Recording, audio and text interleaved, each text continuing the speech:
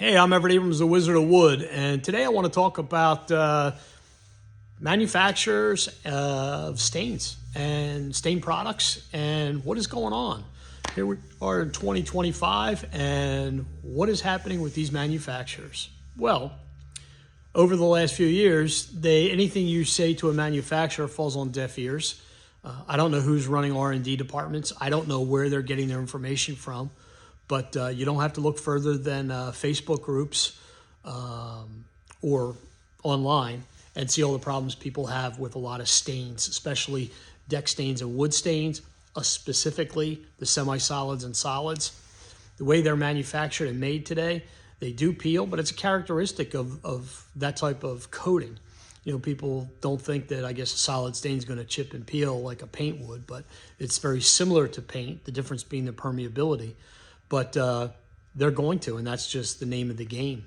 Now, the worst part about using a solid stain on a deck or a horizontal surface is it's going to chip and peel pretty quickly. But people will put a sealer on, then a couple coats of sealer. They don't properly clean it or strip it in between coats. It becomes a mess. Let's just throw a solid stain on top of it. Well, now it's going to sit on top of that old stain and really not grab the wood. So it's going to pop and peel prematurely. And on top of that, so would a solid stain, just basically because wood expands and contracts, as it does, it's going to pop a solid finish. Solid, solid, not moving. Wood moving underneath, pop, and that's what happens, especially along the lines, of the grain and so forth. So the manufacturers of stains never saw composites coming. So what happens is it is what it is. Why wouldn't the manufacturers of the people selling the product teach or give instructions on how to actually prep the wood to apply the stain or sealer? You can't get that on a little paragraph on a label.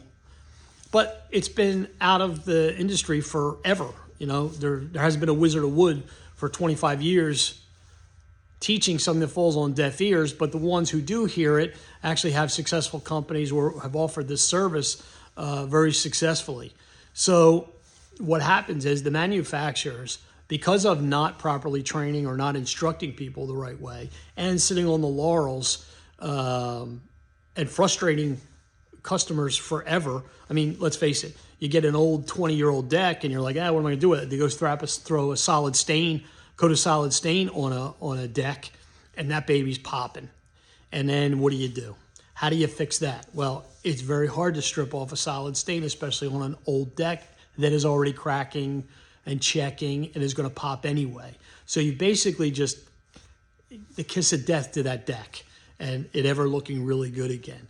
So now people are like, okay, well, that thing 20 years, that's all the wood's probably going to last, 20, 25 years. Anything plus or minus, bonus plan. Maybe you neglected it if it's less.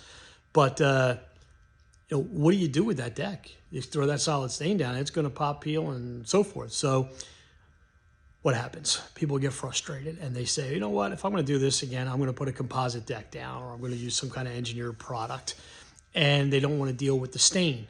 Now, we used to, go back 5 years ago, we were doing 11, 12% composite decks and the rest were wood decks. Well, here we are after COVID, which affected this greatly. You can see that in the other videos. And where we are today, and guess what? Composite engineered decks, engineered products are way up. And wood is basically becoming more and more, I guess you use the word obsolete, which I've used in other videos.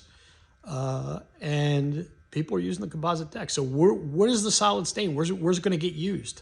Where's the sealers and stains going to be used in the future if the amount of decks where, say, wooden decks were 80+% 5 years ago, and now it's the other way around, and they're only 30% or less, plus or minus, say, that drastically changes the market. The manufacturers basically helped put themselves out of business and frustrated customers to no end, to where they don't want the wood.